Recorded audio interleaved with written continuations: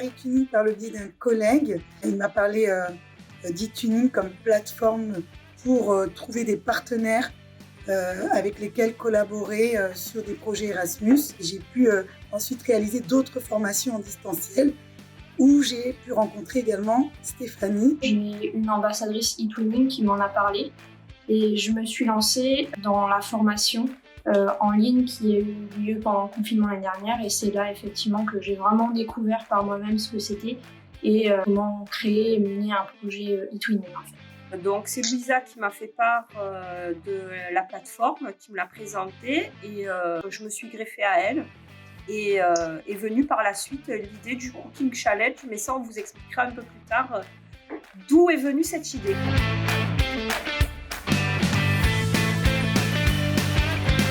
Alors en fait, je suis tutrice de professeur stagiaire.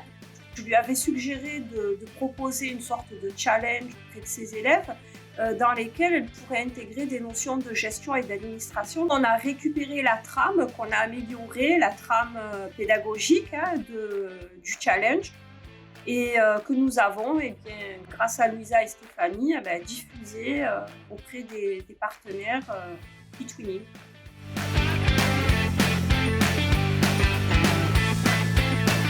Surtout le fait de se mettre en scène, de proposer des recettes qui leur tenaient à cœur, ou de proposer aussi des recettes réalisées avec leur famille, parce qu'un des objectifs, c'était aussi de la réaliser avec un proche.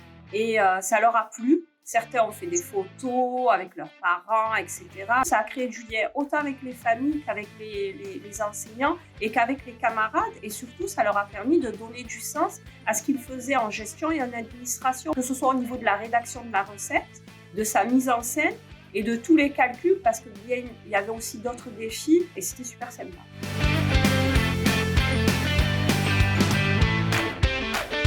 De garder le contact avec nos élèves vu qu'on était en distanciel. Donc ça, c'était aussi un challenge à l'intérieur du challenge. D'être capable de calculer le prix de revient du plat pour une part, être capable de mesurer des masses, de mettre en place la recette et de mettre en page un document aussi pour le communiquer correctement.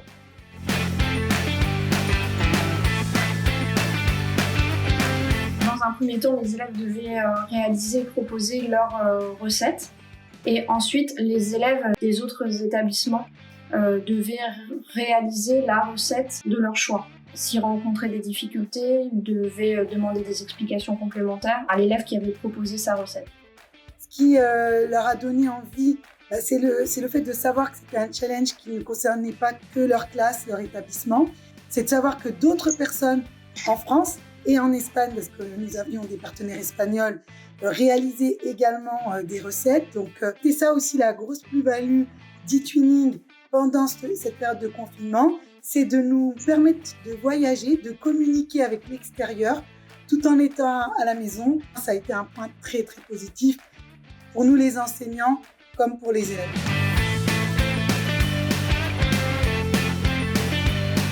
Ça a permis d'établir un lien forcément un peu privilégié entre les enseignants, le groupe d'enseignants qui les suivaient, et puis ce petit groupe d'élèves-là en fait. Ça a été intéressant pour eux de mener le projet du début à la fin, d'avoir une sorte de fil rouge, et puis de découvrir les recettes au fur et à mesure.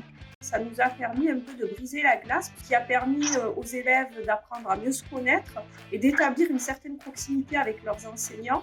Et une ambiance classe propice aux apprentissages, puisque grâce à ça, ils ont pu mettre en avant ce qu'ils avaient appris en classe juste avant cette période de confinement et le consolider, puis faciliter également tout ce qui était lié à la communication avec leurs camarades et leurs enseignants.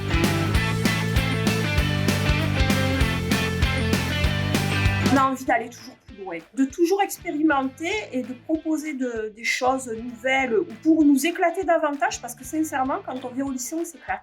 Et surtout, c'est une mine d'informations e-twinning parce qu'il y a énormément de projets déjà existants. Moi, ça fait 20 ans que je travaille dans l'éducation nationale et sincèrement, ça m'a reboosté. De voir en fait tous les enseignants qui étaient investis et qui ont l'envie comme nous d'apporter des choses nouvelles à leurs élèves, de faire en sorte que leur travail soit intéressant, mais en même temps pédagogique. Ça allie tellement de choses.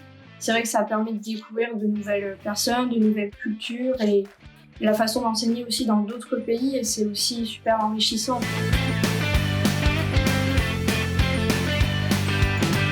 Quand on crée un projet Utuning, il ne faut pas être 2 établissements. Minimum 3 établissements pour que le projet puisse quand même tenir sur une longue durée. Une grosse partie des projets repose sur le fait qu'il y ait une amitié ou un lien entre les enseignants au départ. Et ça, c'est vraiment primordial en fait. Les enseignants qui sont engagés sur Utuning sont des enseignants volontaires, dynamiques, qui proposent de toute façon des projets d'établissement. Donc forcément, c'est des partenaires fiables. Il n'y a pas de risque, il n'y a que du bénéfice.